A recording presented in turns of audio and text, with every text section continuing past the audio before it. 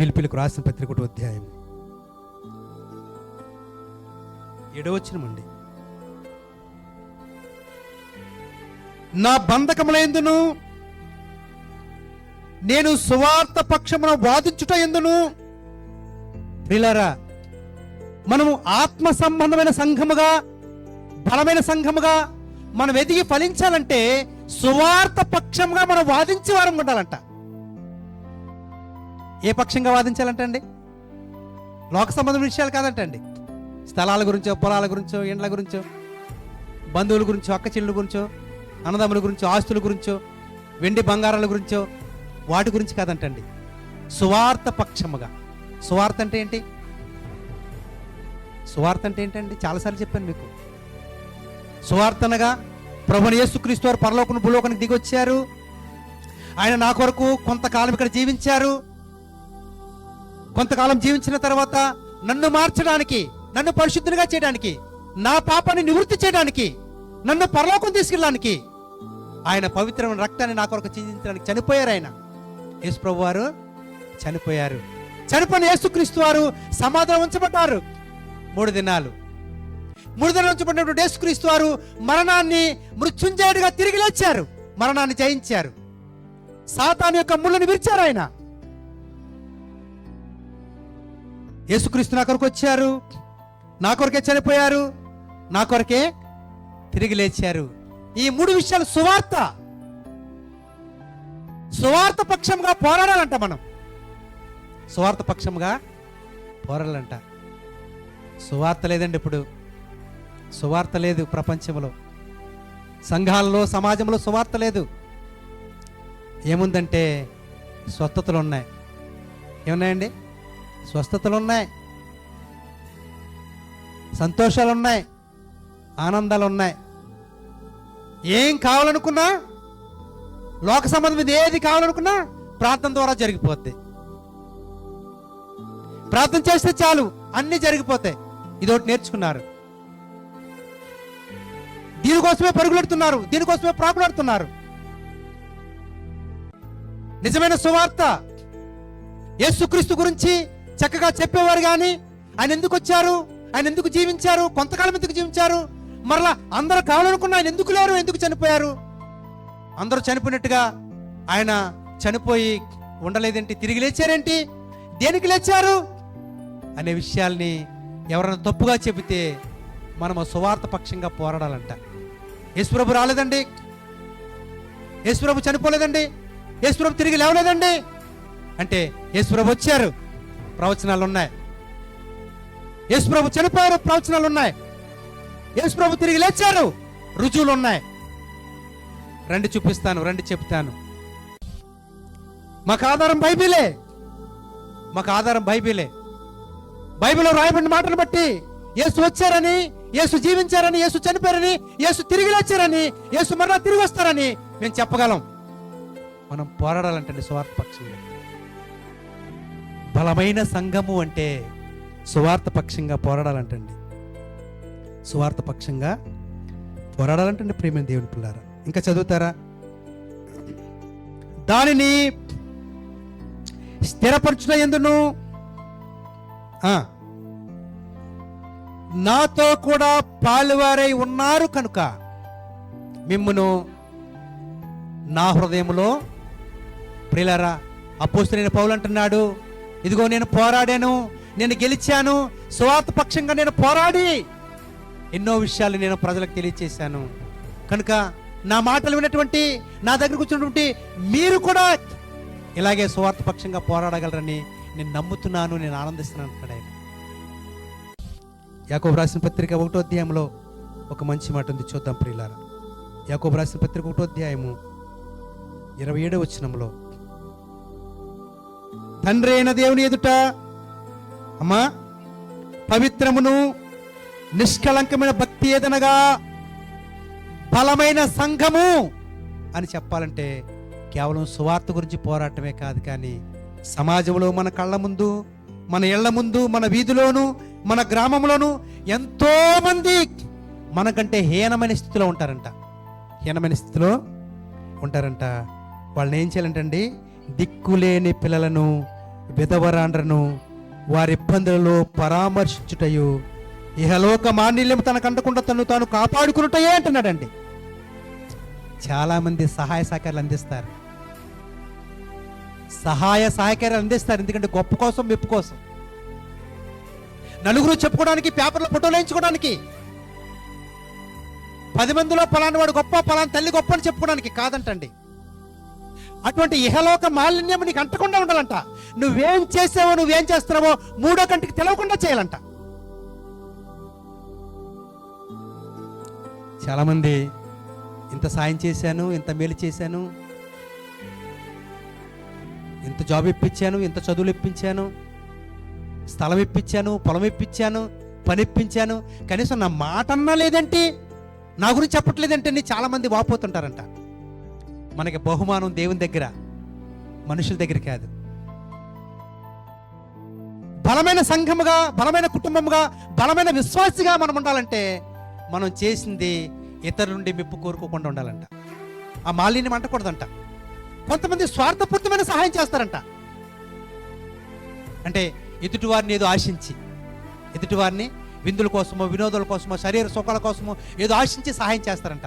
ఇహలోక మాలిన్యం అంటకుండా ఉండాలంటండి. ఏం చేయాలంట? నువ్వు చేసిన సహాయానికి మాలిన్యం అంటకూడదు, అంటే పాపం అంటకూడదు.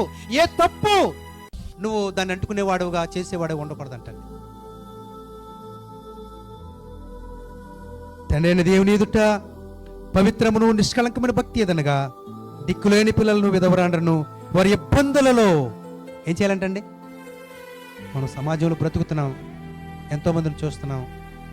కొందరు ఇబ్బందులు మనకు తెలుస్తాయి, తెలవనట్టుగా, చూడనట్టుగా, ఎవరు చెప్పలేనట్టుగా మనం ప్రవర్తించకూడదంట. వెంటనే స్పందించే వరకు ఉండాలంట. నువ్వు దేవుళ్ళు ఎదుగుతున్నావు అని అర్థం, నువ్వు దేవుళ్ళో బలంగా ఉన్నావు అని అర్థం. అటువంటి వారముగా మనం జీవించాలి ప్రేమ దేవుని పిల్లారా. ఇంకా బలమైన సంఘముగా మనం ఎదగాలంటే మరొక మాట అపోస్తలుడైన పౌలు చెప్తాడు. అపోస్తల కార్యములు 2వ అధ్యాయంలో, అపోస్తల కార్యములు 2వ అధ్యాయం తీద్దాం. అపోస్తల కార్యములు 2వ అధ్యాయము త్వరగా తీద్దామండి.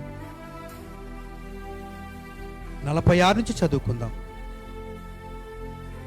మరియు వారు ఏక మనస్కులై ప్రతి దినము దేవాలయంలో తప్పక మనం ఆత్మీయులము, ఆత్మ సంబంధమైన సంఘము, మనం యథార్థవంతులము, మంచి విశ్వాసులము, మనం బలమైన సంఘము అని చెప్పుకోవాలంటే మనము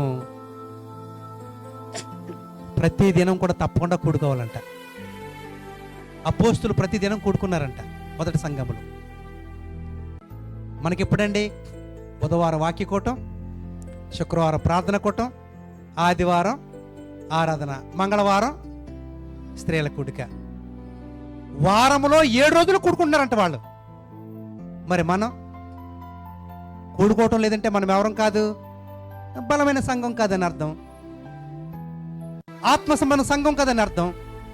మనం ఆత్మ సంబంధ సంఘముగా, బలమైన సంఘముగా మనం ఉండాలంటే, మరియు వారి ఏక మనస్కులై, అంటే కూడి వచ్చిన మనం అందరం కూడా అనేక కులాల వారు ఉన్నాం అక్కడ, అనేక మరి సందర్భాల్లో అనేకమైన పనిపాట్లు కలిగిన వారు ఉన్నాం మనం అక్కడ, అనేకమైన అభిప్రాయాలు కలిగి ఉన్నాం మనం ఇక్కడ. కానీ మనమందరం కూడా ఒకే మనసు కలిగి ఉండాలంట, ఒకే మనసు కలిగి ఉండాలంట. వారు ఏక మనస్కులై, మనందరి మనసు ఒకటి అవ్వాలంట, దేవుని బట్టి, వాక్యాన్ని బట్టి. ఇంకా ప్రతి దినము దేవాలయంలో తప్పక కూడుకొనొచ్చు. ప్రార్థనా స్థలం ఒకటి ఉంది, సమాజ మందిరం ఒకటి ఉంది, అక్కడ వాక్యం వినబడుతుంది, అక్కడ ప్రార్థన చేస్తారు, అక్కడ సహవాసం ఉంది అని ఏం చేయాలంటండి? పెందలకాడనే వచ్చేయాలంటండి, పెందలకాడనే వచ్చేయాలంట. మనలో మనకున్న బలహీనత ఏంటంటే, చుట్టాలు ఎవరన్నా వస్తే ప్రార్థన మానేస్తాం మనం. మీకు విషయం తెలుసా? చుట్టాలను కూడా ప్రార్థన తీసుకురావాలి. దేవుడు అందుకే పంపించాడేమో, దేవుడు అందుకే నా ఇంటికి వచ్చారేమో, కనుక నేను వారు కలిసి మనం దేవుని చర్చికి వెళ్ళిపోదాం, సన్నిధికి వెళ్ళిపోదాం, వాక్యం తర్వాత ఏదైనా చేసుకుందాం అని ఆలోచన కలిగి ఉండాలంట. అప్పుడే మనం ఆత్మ సంబంధమైన సంఘం, అప్పుడే మనం బలమైన సంఘం. ప్రతి దినం కూడుకుంటున్నారంటండి వాళ్ళు, ప్రతి దినం కూడుకున్నారంట. కనీసం మనం వారానికి 3 సార్లైనా కూడుకోలేకపోతున్నాం. మనం బలమైన సంఘం అని మనం ఎవరైనా అంటారా? ప్రియులారా, ప్రతి దినము దేవాలయంలో కూడుకొనుచు, ఇంటింటా రొట్టె విరుచుచు, దేవుని స్తుతించుచు, ప్రజలందరి వలన దయ పొందిన వారే ఆనందంతోనూ నిష్కపటమైన హృదయంతోనూ ఆహారము పుచ్చుకొనుచుండ్రి, మరియు ప్రభు రక్షణ పొందుచున్న వారిని అనుదినము వారితో చేర్చుండెను. ఎవరన్నా కొత్తగా బాప్తిసం పొందారా, లేక కొత్తగా దేవుని దగ్గరికి వస్తున్నారా, ఏమన్నా మీ సంఘానికి వస్తామని ఎవరు అంటున్నారా, వాళ్ళని మనతో చేర్చుకొని మనము ఆత్మ సంబంధమైన సంఘముగా వారిని ఎదిగించే వారం ఉండాలంటండి. మనం వస్తే వాళ్ళు వస్తారు, మనమే మానేస్తే వాళ్ళు కూడా మానేస్తారు. మనం చల్లబడిపోతే వాళ్ళు చల్లబడిపోతారు. మనం ఎదుగుతూ ఉంటే, మనం రగులుతూ ఉంటే, మనం మండుతూ ఉంటే వాళ్ళు కూడా మండుతారనమాట. అమ్మో పలాని సంఘము, పలాని సహవాసం నేను వెళ్ళాలి, నేను నేర్చుకోవాలి, నేను వాడుతూ ఉంటే మంచిది. ప్రార్థనలో బాగున్నారు, పాటల్లో బాగున్నారు, వాక్యంలో బాగున్నారు, మంచి సహవాసం కలిగి ఉన్నారు, నేను కూడా వెళ్ళాలి అని ఆలోచన కలిగించే వారంగా ఉండాలంటే ఒక వచనం చదువుకుని ముగింపు చేసుకుందాం. 1 తిమోతికి రాసిన పత్రిక 6వ అధ్యాయం తీసుకుందాం ప్రియులారా. 1 తిమోతి 6వ అధ్యాయం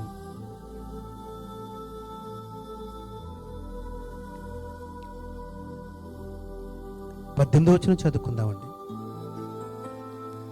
వారు వాస్తవమైన జీవమును సంపాదించుకునే నిమిత్తము రాబో కాలమునకు మంచి పునాది తమ కొరకు వేసుకొనొచ్చు బలమైన సంఘము అని చెప్పాలంటే మేలు చేసే వారంగా ఉండాలంట. ఏం చేయాలండి?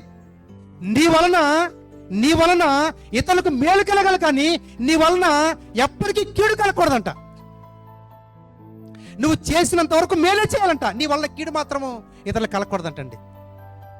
నువ్వు దేవుళ్ళు ఎదుగుతున్నావు, నువ్వు దేవుని నమ్ముకున్నావు, నువ్వు దేవుని కొరకు బ్రతుకుతున్నావు, దేవునిలో బలంగా ఎదుగుతున్నావు అని సమాజము, కుటుంబము, సంఘం చెప్పుకోవాలంటే ఇతరులకు మేలు చేసే వారంగా ఉండాలంట, నష్టపరిచే వారంగా ఉండకూడదంట.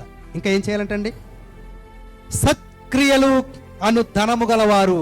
ఏంటండి ప్రియులారా?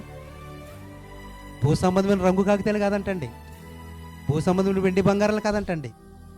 సత్క్రియ, వాక్య సంబంధమైన పని, అంటే దేవుడు మెచ్చుకునే పని, దేవుడు అంగీకరించే పని, దేవుడు సంతోషించే పని, వాక్యానికి సరిపోయే పని మనం చేయాలంట. నువ్వే క్రియ చేసినా, ఎవరికేం పెట్టినా, ఎవరు పలకరించినా, ఎవరికి ఏది చేసినా, ఎవరికి ఏ సలహా ఇచ్చినా వాక్యానికి సరిపోవాలంట. సత్క్రియలు అంటండి.